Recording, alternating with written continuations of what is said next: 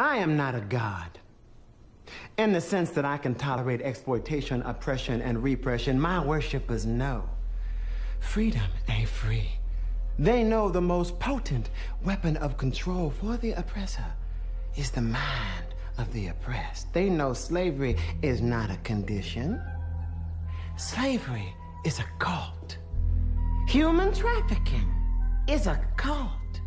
Slavery got to rebrand like the alt-right. And snatched. Another one gone. Every 30 seconds, another chocolate brown, caramel yellow, high yellow, red bone refugee girl with melanin in her skin gets snatched.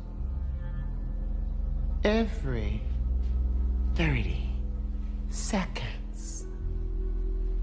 And to make matters worse, these dazzling new plantation owners built a pipeline to take our children from school to prison quicker than a cut can bleed.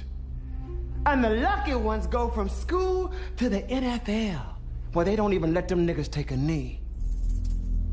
They've been programmed from birth with food options, contaminated drinking water, gun violence, police brutality, and trauma after trauma after trauma. PTSD, no therapy. Missing, no Amber Alert. Alone. Vulnerable. Snatched. Another one gone.